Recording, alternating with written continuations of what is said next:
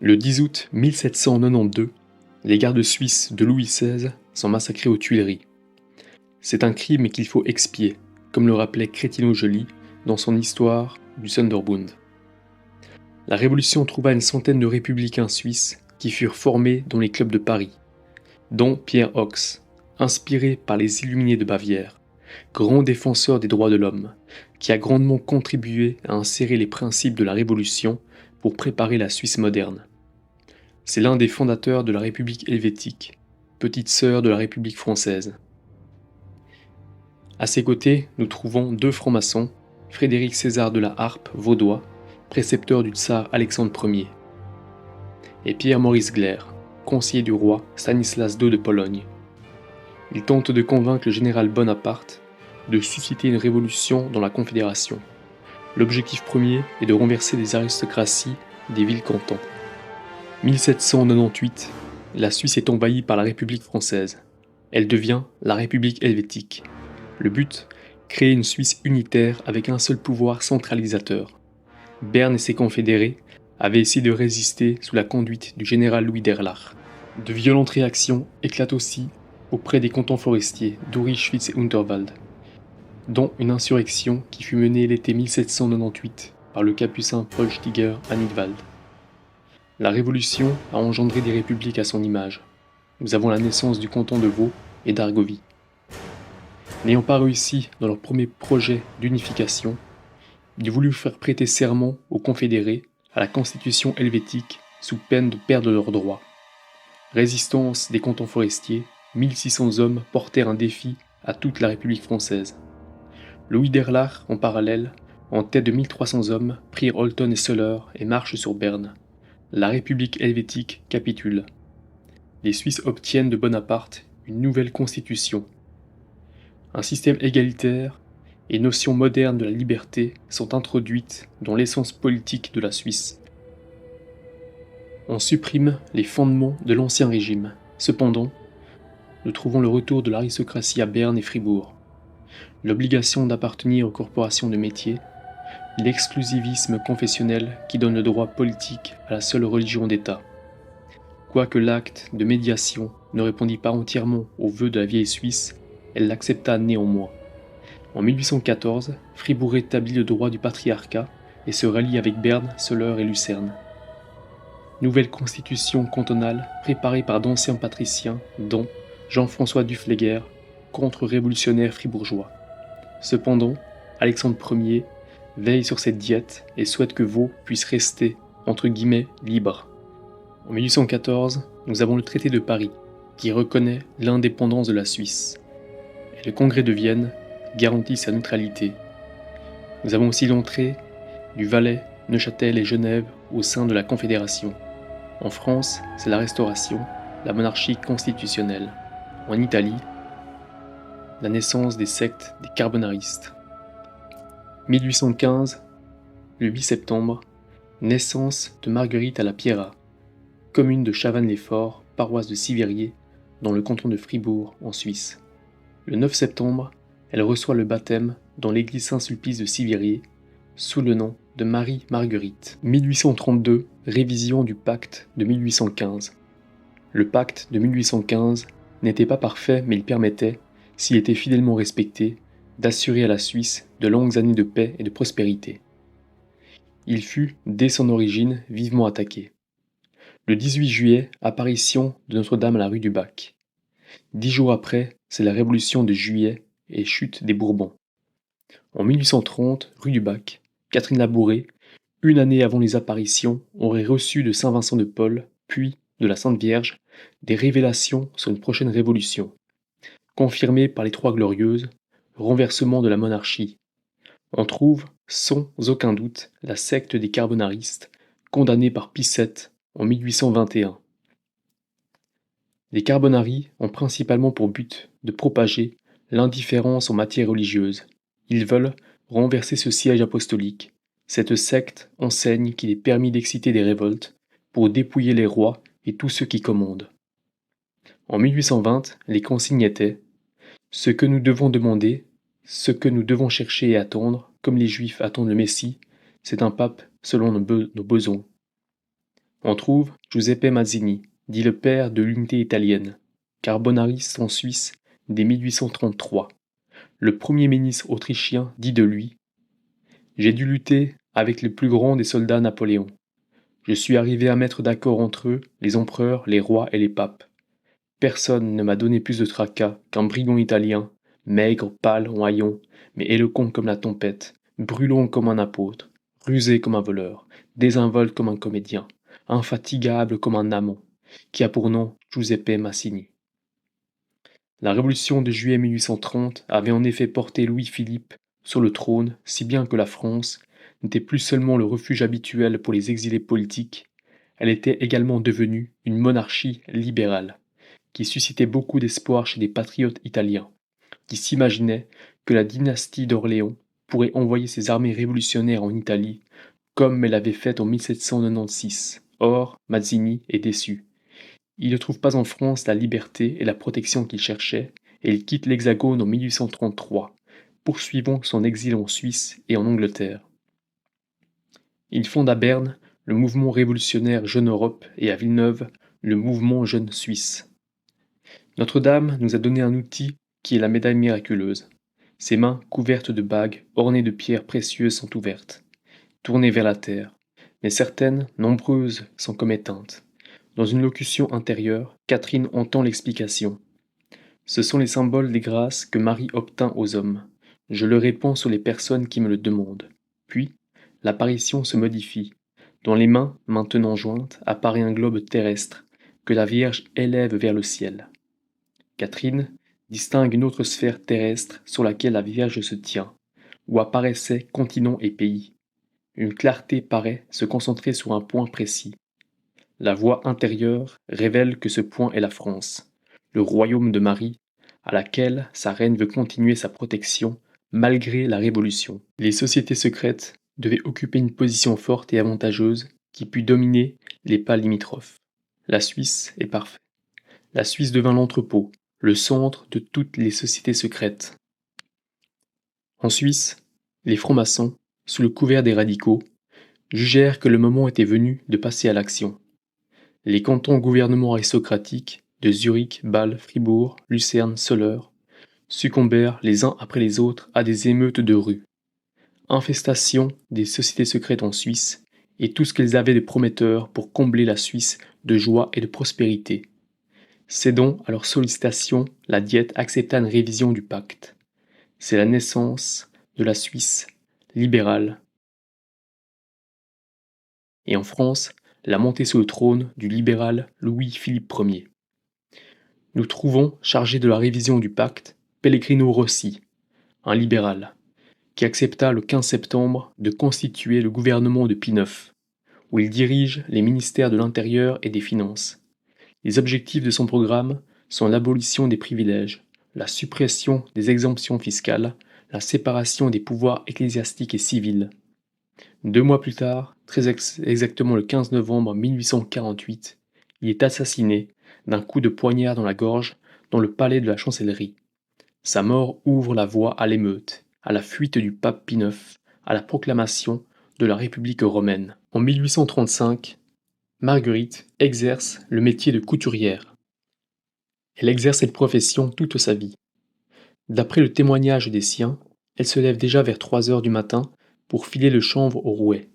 Ensuite, après avoir assisté à la Sainte Messe, elle s'en va à grands pas, toute légère, le chapelet dans une main, et dans l'autre son ouvrage, pour se rendre dans les familles sur demande. Accueillir Marguerite sous son toit est toujours un grand bonheur. Son lieu de travail est aussi un lieu d'évangélisation. À ce propos, un témoin rapporte. Les gens étaient toujours très contents d'elle quand elle allait travailler chez eux. Elle ne perdait pas son temps et c'est une bonne couturière. Elle priait toujours le chapelet avant le travail. En embrassant la vocation du célibat dans le monde, Marguerite fait tout pour suivre le Christ dans sa pauvreté. Les siens le remarqueront. Elle vivait pauvrement, donnant tout et ne gardant que le strict nécessaire pour n'être à charge à aucun de ses frères. En 1835, le Grand Conseil du canton d'Argovie place les biens des couvents sous administration civile, contre l'article 12 du pacte. Malgré le décret rendu par la Diète, Argovie ne change pas sa politique. À noter que l'Argovie est le seul canton où les Juifs sont tolérés. Les religieux, eux, sont chassés. En 1844, le Grand Conseil de Lucerne, avec l'accord du Saint-Siège, appelle 7 jésuites dans le canton. Argovie proposa à la Diète d'ordonner l'expulsion de tous les jésuites de Suisse. Les jésuites étaient en Suisse depuis l'époque de la Réforme. Leurs travaux avaient puissamment contribué à arrêter les progrès. On peut citer saint Pierre de Canisius, d'ailleurs qui fut à Fribourg. On peut imaginer que cela devait déplaire aux populations protestantes, et surtout aux libéraux. Calvin disait des jésuites: « Pour ce qui est des jésuites, qui sont nos principaux adversaires, il faut ou les tuer, ou, si cela ne peut se faire commandément, il faut les expulser, ou tout au moins les écraser de mensonges et de calomnies. » Face à des corps francs prêts à agir contre le gouvernement de Lucerne, ce dernier appelle la Diète qui, une fois saisie de la question, garde le silence. Ce silence est pris comme une approbation tacite par les corps francs. Le 8 décembre 1844, l'opposition lucernoise prend les armes pour s'emparer du pouvoir avec une centaine d'Argoviens. Ce qui se solde par un échec. Ils rattaquent le 31 mars 1845. La population de Lucerne, derrière les soldats, repousse une nouvelle fois l'attaque. Un des héros dans le combat fut Joseph L'Œil d'Ebersol. Peu de temps après, ce dernier fut mortellement frappé par un plomb alors qu'il reposait paisiblement chez lui. Privés de bénéfices de l'alliance commune, en but aux agressions déloyales de leurs propres confédérés, les États fidèles au pacte de 1815 comprirent la nécessité de s'unir plus étroitement pour la défense de leur territoire et le catholicisme. Ce traité d'alliance est connu sous le nom de Sonderbund, qui veut dire Ligue séparée. Il regroupe les cantons de Lucerne, Uri, Schwyz, Unterwald, Zug, Fribourg et le Valais. C'était une alliance offensive, dirigée contre les cantons progressistes. L'anéantissement de la foi catholique était le but final des révolutionnaires. On ne respecte pas les protestants, cependant on se servait d'eux pour écraser plus sûrement la vérité catholique. 1846, le Grand Conseil de Fribourg décrète l'accession au Sonderbund. 1847, les populations des 7 cantons se préparaient par des prières publiques. Des milliers de personnes se rendaient en procession au sanctuaire consacré à la Vierge pour la prier de bénir les armes des soldats catholiques. Le 15 août, Fribourg fut témoin d'une touchante solennité, alors que ses premiers magistrats, prosternés devant l'autel de Notre-Dame des Victoires, renouvelèrent l'acte de consécration par lequel, 2 siècles auparavant, leurs prédécesseurs avaient placé le canton sous la protection de l'auguste Mère de Dieu. Une proposition de paix a été faite de la part des 7 cantons, stipulant comme condition la garantie aux cantons catholiques leur liberté politique et confessionnelle, ce qui fut rejeté, à quoi l'on peut ajouter de faux prétextes des organes du radicalisme pour susciter une guerre. Le 4 novembre 1847 parut l'arrêté de la Diète qui ordonnait la dissolution du Sonderbund par les forces des armes. Le 13 novembre, l'armée fédérale, dirigée par le général Dufour, est aux portes de Fribourg. Une armistice est consentie jusqu'à 7 heures du matin. Cependant, ils sont trahis. 2 compagnies de carabiniers vaudois font feu sur les hommes de Fribourg qui se reposaient sans défiance sur la foi de l'armistice. Le combat se fait entre les 2 forces. Après que la troupe se soit illustrée par un glorieux fait d'armes, on vint leur annoncer que les délégués du gouvernement avaient capitulé. Fribourg capitule, suite à quoi une sédition est sur le point d'éclater. Monseigneur Marillet se montre à la troupe et la conjure de ne pas ajouter une nouvelle catastrophe. Ses paroles sont écoutées. Fribourg voit passer pillage, passage à tabac et meurtre. Laissez un peu court à l'indignation des troupes fédérales contre jésuites, prêtres et leurs adhérents. Au point d'abrutissement et d'ignorance où ils ont placé notre peuple, il n'y a que le malheur qui puisse lui ouvrir les yeux. L'auteur de cette lettre était Julien Chalère, qui deviendra le premier magistrat de son canton. Le 15 novembre, établissement d'un nouveau gouvernement provisoire. Les radicaux sont au pouvoir. Le bon peuple fribourgeois se trouve sous le joug du radicalisme. Le 16 novembre, le colonel Riet de la famille Necker, sous les ordres du général Dufour, publie un ban déclarant la ville en état de siège. Fribourg est occupée par l'armée fédérale. Le 19 novembre, expulsion du canton des Jésuites, les frères de Marie, les sœurs de Saint-Joseph, du Sacré-Cœur, ainsi que les biens confisqués. Et par exemple, des sœurs de Saint-Paul qui servaient de refuge à des pauvres orphelines, qui y recevaient une éducation gratuite. 29 novembre, condamnation par décret des membres de la majorité du Conseil d'État. Des personnes les plus haut placées dans la confiance publique se trouvaient devant les tribunaux pour crimes de haute trahison. 1848. Jusqu'ici, les radicaux gardaient le gouvernement sous la force et différentes ruses pour truquer les élections. Ce fut un réel despotisme. À la venue des élections, le 20 octobre 1848, presque une année après la fin de la capitulation de Fribourg, les radicaux n'avaient plus la possibilité d'employer la force militaire pour contraindre ou empêcher les gens de voter. Il fut décrété que les nouveaux élus dans les conseillers communaux prêteraient serment à la constitution fribourgeoise. Cependant, cette constitution était hérétique. Monseigneur Marillet adressa une circulaire aux doyens et au curé du canton pour être lu en chaire, qui tendait à refuser le serment de la Constitution. Monseigneur reçoit des menaces de l'État et refuse de se soumettre. On le menace d'envoyer les troupes fédérales, il refuse encore. Il serait heureux de mourir de souffrir plutôt que de souscrire à l'asservissement et à la dégradation de l'État. Il se passe encore certains échanges, on parle de concordat. En attendant, Monseigneur était suivi par un espion comme d'autres conservateurs. Il est arrêté le 25 octobre 1848 à 2 heures du matin, à l'évêché et est déporté du canton. Remis aux mains des autorités vaudoises, emmené à Lausanne, une émeute avait été montée contre lui. On pouvait entendre « À bas Marillet, à bas la lanterne ». Le château de Chillon devait recevoir dans ses murs un pontife catholique, victime de sa fidélité à l'Église et de son amour pour son troupeau. Enfermé pendant 47 jours, puis exilé à Divonne. En parallèle, à Genève, l'abbé Mermillot prépare sans le savoir l'entrée de l'Immaculée à Genève. En parallèle de ces événements, nous avons, en 1848, la naissance de la Suisse moderne, avec sa nouvelle constitution. La nouvelle Assemblée fédérale se réunit pour la première fois le 6 novembre 1848. L'Assemblée élit le premier gouvernement fédéral. Berne devient la capitale de la Suisse et désigne le premier président de la Confédération en la personne de Jonas Führer.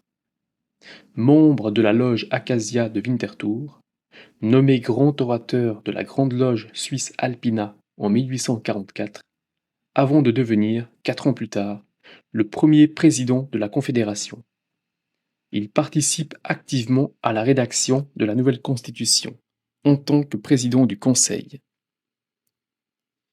Parmi les 7 premiers conseillers fédéraux, on trouve 3 francs-maçons de sources sûres, André Druet, Stéphano Fransquin, Friedrich Frey et Rosé. Pour les 3 autres, rien ne le prouve. Cependant, ils avaient exactement les mêmes idées politiques. Ils étaient les 7 des libéraux radicaux. Dans le canton de Fribourg, le 24 mai 1852, a eu lieu, dans le village de Pozieux, une assemblée populaire qui réunit environ 18 000 personnes, un nombre impressionnant pour l'époque. Dirigée par un comité de 13 membres, cette assemblée a adopté une série de revendications remettant en cause la légitimité démocratique du pouvoir radical installé à Fribourg dans les soubresauts des révolutions européennes de 1848. Nous laissons ici la parole à Pierre Esseva, l'historien si fidèle des luttes et des souffrances du peuple fribourgeois. Le soleil du 24 mai se leva radieux sur le canton de Fribourg. Jamais il n'avait éclairé une scène plus imposante. De la Saint-Gine à la Broye, du lac de Neuchâtel au Kaiserregg, le pays tout entier s'était levé avec un enthousiasme inexprimable pour revendiquer par la force seule de sa volonté souveraine les droits imprescriptibles dont, depuis plus de 4 ans, il était uniquement dépossédé. Dès la veille, les habitants des contrées plus reculées s'étaient mis en marche, abandonnant aux femmes et aux enfants la garde de leurs propriétés. Ils avaient trouvé chez leurs concitoyens du centre une cordiale hospitalité. L'impulsion générale entraîna les plus timides. Les infirmes et les vieillards étaient conduits sur des chars fournis à frais communs. Chacun s'était pourvu des vivres nécessaires pour la journée. Il y eut des paroisses entières où pas un homme valide ne voulut rester dans ses foyers. À la pointe du jour, les routes fourmillaient de citadins et de campagnards aux costumes pittoresques, aux visages épanouis, le chapeau orné de fleurs et de branches de sapin. De tous les chemins de traverse débouchaient de nouveaux renforts, qui, après s'être annoncés par des refrains alpestres, venaient se perdre dans le torrent. À mesure qu'on avançait vers le lieu de la réunion, les différents groupes se rapprochaient et se condensaient en interminables colonnes. Beaucoup de ces hommes ne se sont jamais connus. Ils se rencontrèrent pour la première fois, et déjà ils se sont compris. Une seule volonté, une seule âme semble mouvoir cette masse confuse. Un même vœu s'échappe de toutes les bouches. C'est que la patrie fribourgeoise soit plus forte et libre. Au nombre des assistants, on aperçoit encore quelques libéraux, non satisfaits, qui s'apprêtent à faire payer chèrement au pays un concours peu désirable et des services plus que problématiques. Les tyrannos fribourgeois, qui, après tous les moyens de répression mis en œuvre, étaient loin de s'attendre à une si imposante manifestation, en furent consternés. Un instant, il fut même sérieusement question entre eux d'une démission en masse, mais Julien Chalère s'y opposa résolument. Cependant, les préfets informaient le pouvoir que depuis l'assemblée de Pozieux, le peuple était devenu ingouvernable. Leur autorité était méconnue par les syndics et ceux-ci ne pouvaient davantage se faire obéir par les communes. Déjà les campagnards parlaient hautement de refuser le paiement de l'impôt. Pour comble d'embarras, les militaires restés en garnison, non contents d'avoir adhéré par écrit au programme de Pozieux, se mutinaient et menaçaient de prendre congé de leur propre autorité. Le directeur de la guerre dut se rendre en personne à la caserne pour les supplier de bien vouloir se présenter à l'appel, et ne parvint à les fléchir que par la promesse d'un prompt licenciement. Presque au même jour, et à la même heure où le peuple réuni à Pozieux décrétait la liberté de la patrie, un de ses hommes les plus marquants s'éteignait dans la tombe. Le colonel Pierre Albiez d'Uberstorff expirait en invoquant le ciel pour la délivrance de son pays. Enfant du peuple, Albiez était entré bien jeune au service de la France. Étendu sur son lit de mort, il s'informait avec un vif intérêt de toutes les particularités de l'Assemblée populaire, et lorsqu'il entendit parler du nombre des assistants et de leur attitude imposante, il jeta au ciel un regard plein de gratitude et d'espoir. Un instant après, il alla rejoindre dans un monde meilleur le brave commandant Monet, son compagnon d'armes et son émule de gloire. Marguerite Bailly vivait à 20 kilomètres de Pozieux. On sait qu'elle manifestait un grand intérêt pour la situation politico-religieuse de son temps. Elle soutient le pape Pie IX dans ses combats, lit ses encycliques et prie pour toute la hiérarchie de l'Église. Monseigneur Jacou, curé de Sivirier, professeur de philosophie et recteur du collège Saint-Michel à Fribourg, contribua grandement au développement intellectuel de cet établissement ainsi qu'à son insertion dans la société. Professeur de droit naturel à l'université de Fribourg, directeur de la revue suisse catholique et collaborateur de nombreux journaux, camérier secret de Léon XIII, Monseigneur Jacou joua un rôle politique important en soutenant Louis de Vecrénold, Louis de Villeray, Georges Piton et le chanoine Joseph Chorderet. Il a témoigné du charisme prophétique de Marguerite sur le clergé et la société. Il disait « Certains détails relatifs à l'avenir étaient révélés à Marguerite, et il y en avait qui intéressaient notre pays et son clergé. J'ai pu m'en servir pour ma propre gouverne. » Marguerite a ses lieux de prédilection pour vivre et partager sa vie de foi. D'abord, les membres de sa famille, les personnes qu'elle rencontre dans son métier de couturière et la paroisse. Sur un plan régional, elle rayonne dans le tiers-ordre franciscain en son lieu de rassemblement et de formation. La communauté capucine et la communauté des moniales de la Fille-Dieu, toutes deux situées à Romont, sont aussi des lieux privilégiés pour son témoignage. Il convient de mentionner également la communauté des sœurs ouvrières de la presse de Saint-Paul à Fribourg, sans oublier les amis et connaissances provenant de toute la région qu'elle a rencontrés dans l'amitié à l'occasion de divers pèlerinages. Notre-Dame de l'Épine à Berlin, Notre-Dame des Marches à Braux ou Notre-Dame des Ermites à Einsiedeln. Mais la paroisse compte beaucoup pour Marguerite. Elle participe à la quasi-totalité des diverses congrégation spirituelle et caritative qui la compose. Les prêtres qui l'ont connue la considèrent comme une paroissienne modèle. Elle fait partie de la confrérie du Rosaire et de celle du Saint-Sacrement. Son regard est ouvert grandement sur le monde. Elle se préoccupe des peuples fragilisés par la guerre, la pauvreté et la faim, plus particulièrement du monde des enfants, et c'est ainsi qu'elle introduit dans la paroisse l'œuvre caritative de la Sainte Enfance, créée par Pauline Jaricot, aujourd'hui bienheureuse.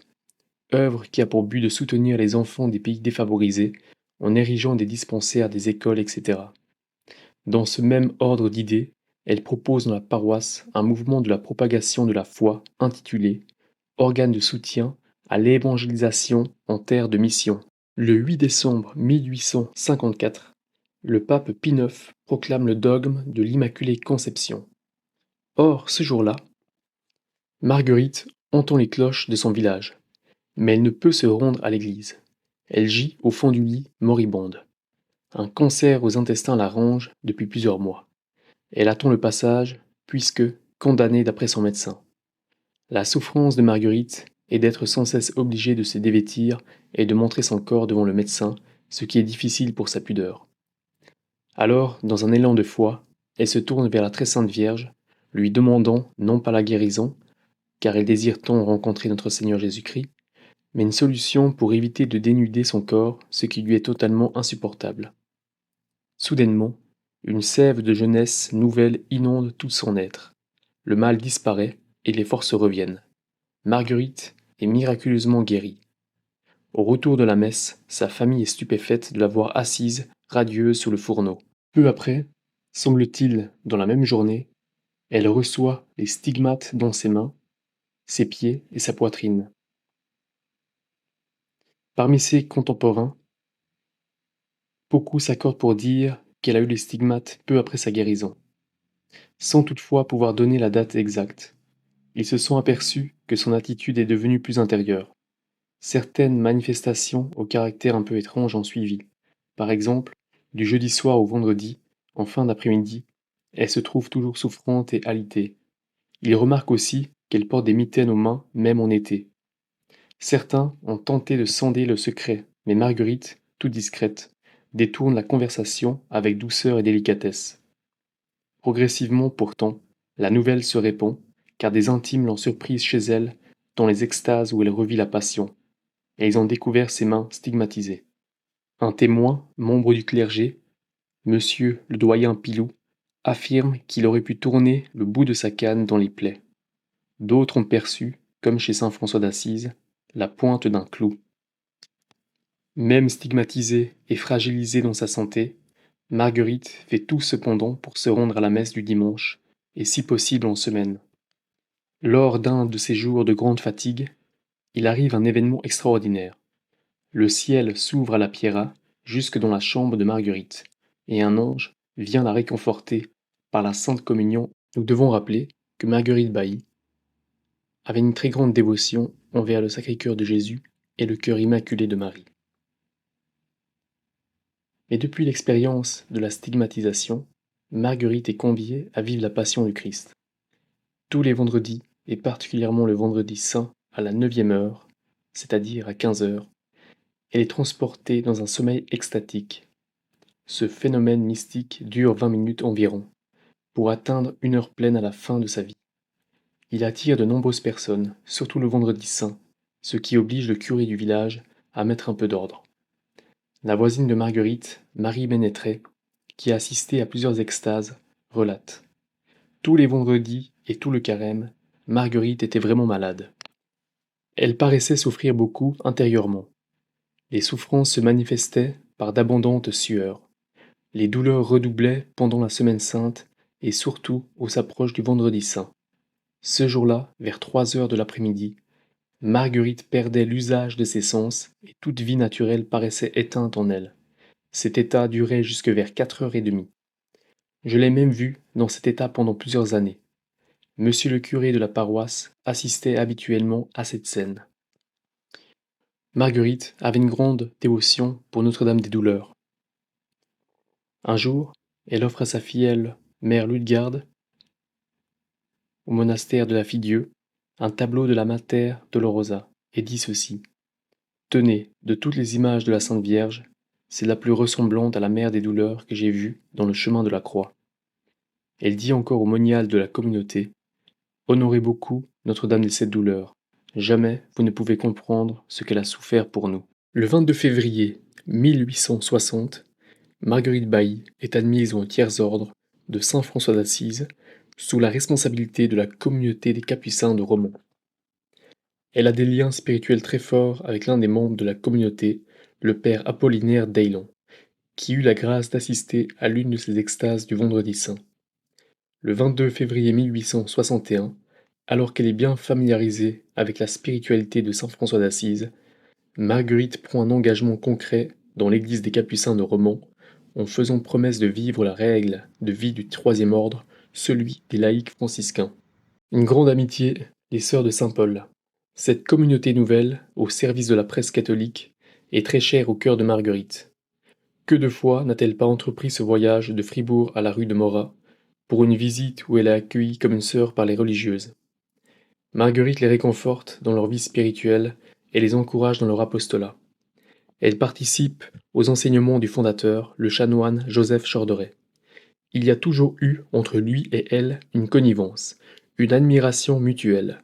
Souvent, le chanoine fait l'éloge de Marguerite à ses filles spirituelles, la présentant comme un modèle de vie en Dieu, en son absence bien sûr, car elle en aurait été trop gênée. Notre sœur, disait-il, sainte stigmatisée, tout en demeurant à la Pierra, vit de notre vie d'enfant de saint Paul. Avec vous, elle aime Jésus-Christ de toutes les fibres de son être, elle médite la passion comme vous. Que ne pouvez-vous la faire comme elle? Elle pratique la charité, elle vit de l'hostie, et pourtant, elle n'a pas le bonheur de la recevoir tous les jours comme vous. Cette amitié remonte au début de la fondation de l'œuvre. Le chanoine Joseph Chorderet est né à Bulle le 3 mars 1840. En 1845, la famille Chorderet s'établit au village de Pozieux, à 10 km au sud-ouest de la ville de Fribourg, sur la paroisse d'Écuvillon, dans le district de la Sarine. Joseph passe toute son enfance dans ce village. Sa famille est très estimée puisque son père est nommé syndic. Adolescent, il fait de brillantes études à l'école normale d'Auterive pour obtenir le brevet d'instituteur. Néanmoins, ce sont les prières de sa mère Françoise au sanctuaire de Notre-Dame-du-Bois qui orientent définitivement son parcours. Il reçoit la grâce de l'appel au sacerdoce et se dirige vers le séminaire de Fribourg pour y entreprendre des études théologiques, le conduisant à l'ordination sacerdotale en 1866. Dès le début de son ministère pastoral, le chanoine Chorderet se sent attiré par une nouvelle forme d'évangélisation par la presse. Maniant la plume avec une aisance particulière, il a été remarqué rapidement par le monde de l'écriture et des lettres. À une époque où le canton de Fribourg est traversé par des courants idéologiques issus de la Révolution française, dirigé de plus par un gouvernement radical inspiré des idées anticléricales du Kulturkampf, ce jeune prêtre se présente le plus souvent en défenseur de la vérité face aux assauts malveillants menés contre la foi en Jésus-Christ et contre l'Église. Dans ce climat idéologique opposé à sa foi, il crée le quotidien La Liberté, l'hebdomadaire L'Ami du Peuple et la Société fribourgeoise d'éducation d'esprit chrétien. Simultanément, un autre projet lui tient à cœur, celui de fonder un ordre religieux qui serait au service de la presse catholique pour assurer la propagation de la vérité. Il en fait part à son entourage. L'heure est venue de fonder un grand ordre ou confrérie de la presse. L'heure est venue de prier, de se dévouer pour la presse catholique en prenant comme protecteur saint Paul, le premier journaliste catholique. Ce projet voit le jour après maturation dans la prière, le 8 décembre 1873, date à laquelle Monseigneur Mermillot est chassé de la Suisse. Il réunit 10 jeunes filles dans la collégiale Saint-Nicolas, aujourd'hui la cathédrale, dont il est chanoine, pour une cérémonie devant l'autel du Sacré-Cœur, où elles signent leur engagement de vie. Une communauté nouvelle est née avec pour mission de restaurer le règne du Christ par la presse. Il choisit comme protecteur l'apôtre Paul. Le chanoine est convaincu de son œuvre. Il le dit. La presse est un apostolat, l'imprimerie est une chaire. Ceux qui ne veulent plus écouter la vérité dans nos temples, il faut aller les chercher. La presse, loin de nous éloigner de Jésus-Christ, doit être un moyen de vivre avec lui. Mais est-ce son œuvre ou celle de Dieu? Il est parfois traversé par le doute. Connaissons l'évêque, Monseigneur Marillet, qui s'est toujours opposé publiquement à cette forme d'évangélisation. En effet, pour ce prélat, la vérité doit être annoncée et enseignée au peuple du haut d'une chaire dans les églises exclusivement, car il se rappelle que 3 siècles plus tôt, l'imprimerie a grandement contribué à l'expansion des hérésies du protestantisme au sein de l'Europe. De plus, la hiérarchie peut davantage maintenir son contrôle sur la vérité si elle est annoncée en chair. Ces questions tourmentent l'esprit du chanoine. C'est alors qu'il prend le chemin de la Pierra pour confier son projet à Marguerite. Ne craignez rien, répond la servante de Dieu, allez de l'avant, cette œuvre fera grand bien chez nous et sera particulièrement bénie de Dieu, puisque telle est sa volonté. Dans son obéissance toute filiale envers l'Église et sa hiérarchie, Marguerite aurait pu être tentée d'inciter le chanoine à se référer à son évêque au nom de l'obéissance. Convaincu par les paroles inspirées de Marguerite, c'est avec sérénité que le chanoine s'en revient chez lui. Comme il avait demandé à ces jeunes filles de garder le secret de leur engagement, sachant par avance que l'avis de son évêque serait négatif, il ne s'empresse pas de le consulter. Faisons-ci, si un l'adage évangélique, soyez purs comme des colombes, mais prudents comme des serpents. Il redouble de stratégie, fait le voyage de Rome et grâce à des connaissances influentes réussit à obtenir une audience avec le pape Pie IX.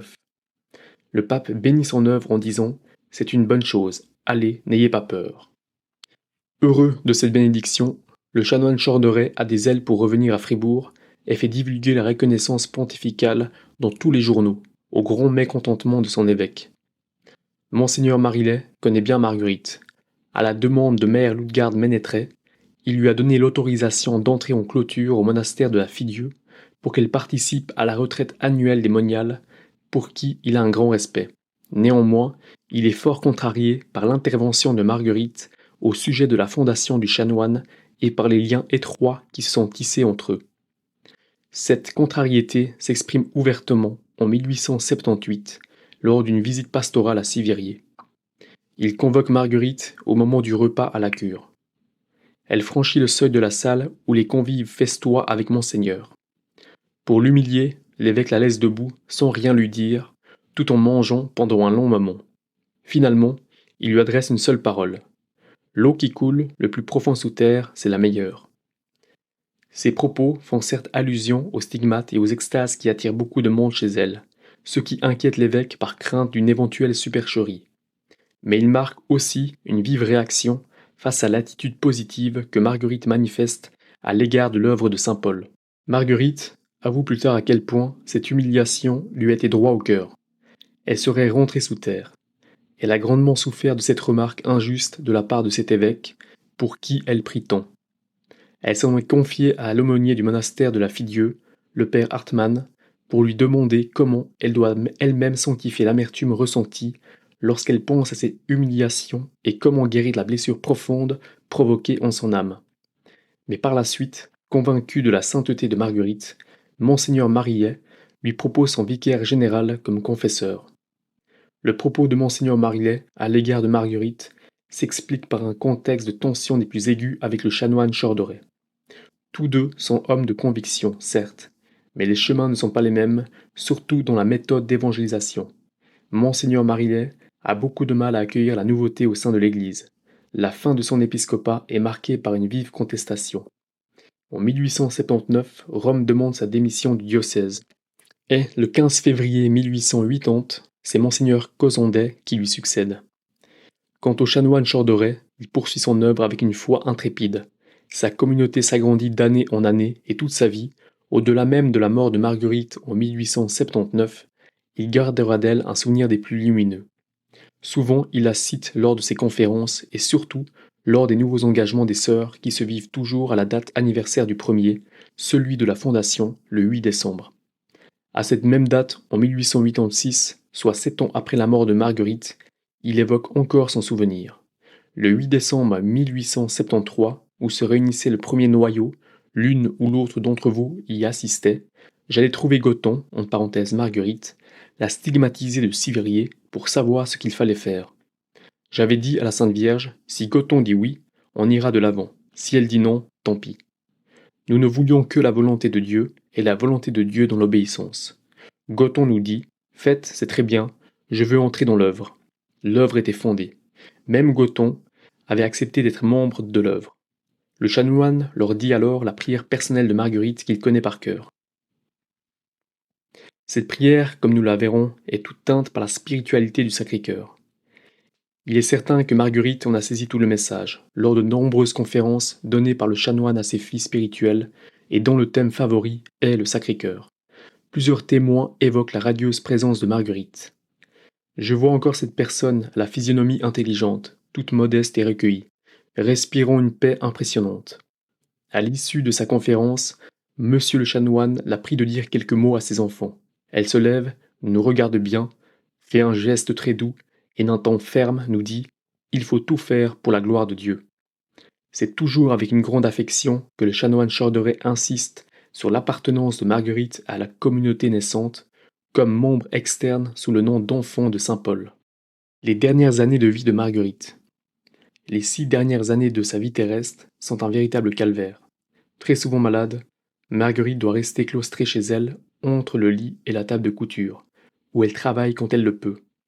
Il y a néanmoins des périodes de léger mieux, où elle peut encore participer à la vie active de la famille ou de la paroisse, et même entreprendre de petits pèlerinages dans la région.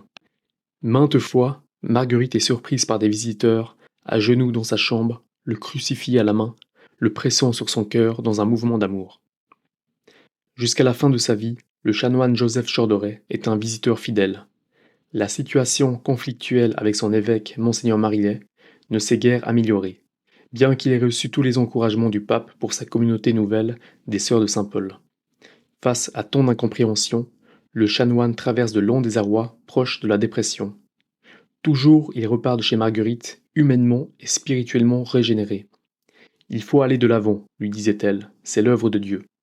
Si le jour est avancé, Marguerite, dans sa grande humanité, ne laisse pas repartir sans lui donner une bonne soupe, qui s'accompagne, dans cette région, de pain et d'un bon morceau de gruyère. Ainsi, le ciel prépare-t-il Marguerite à l'accueil des visiteurs. De plus, il lui est conféré la grâce de les accompagner invisiblement quand ils se mettent en chemin pour venir à elle, comme si un deuxième regard surgi de sa prière lui permet de les voir depuis sa chambre hors de son champ de vision. Un jour, elle reçoit la visite de 3 personnes ayant fait le chemin à pied de la gare de Remont à la Pierrat. Passant devant la chapelle de Notre-Dame-du-Bois, l'un d'eux, un frère convers de l'abbaye d'Auterive, entre dans le sanctuaire pour adresser une courte prière à Notre-Dame des Grâces, puis rattrape les 2 autres visiteurs. À leur arrivée à la Pierrat, la première parole de Marguerite est pour ce frère. Vous avez bien fait d'aller saluer la Sainte Vierge en passant devant la chapelle. Au cours des 2 dernières années de sa vie, la santé de Marguerite se détériore grandement.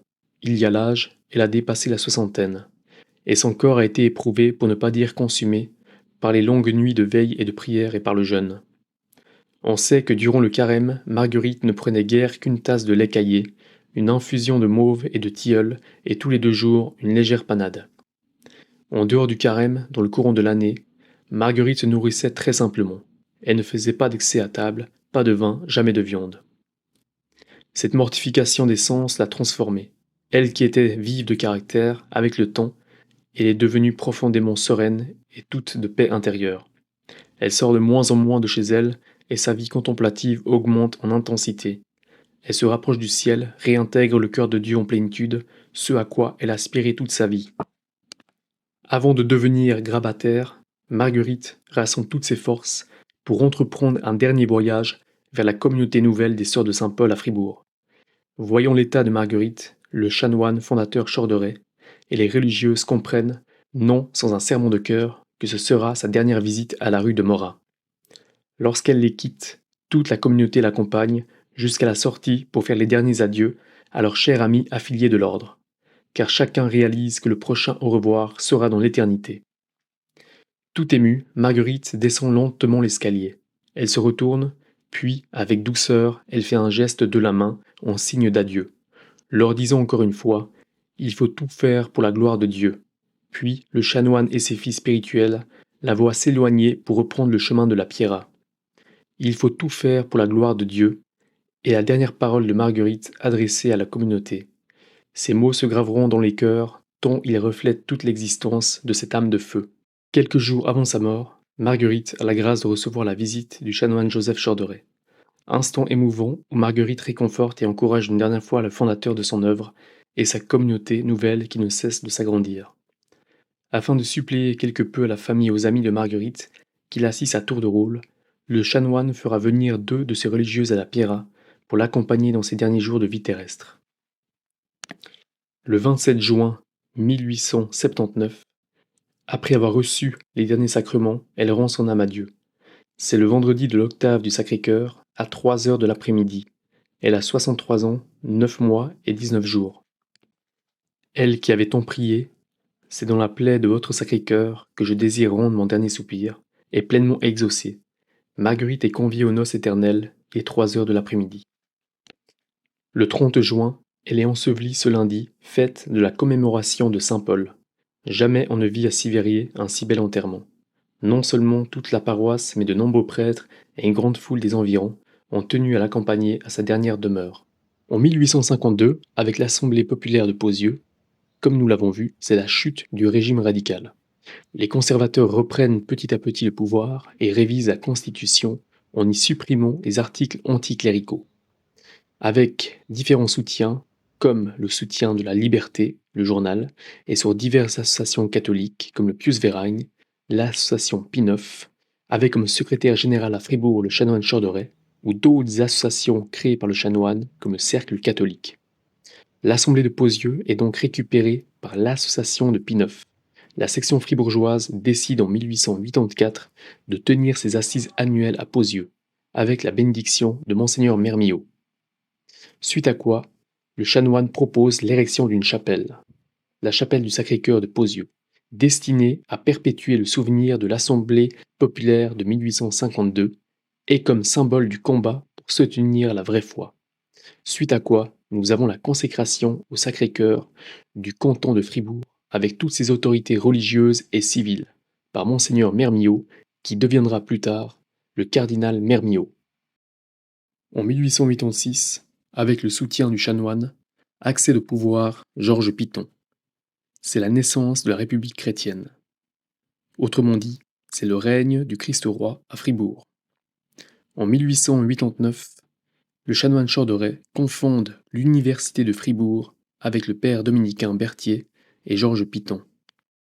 La Providence semble bénir les travaux des fidèles catholiques de Fribourg. En 1920, le diocèse reçoit l'évêque Monseigneur Besson, le protégé de Saint Jean Bosco.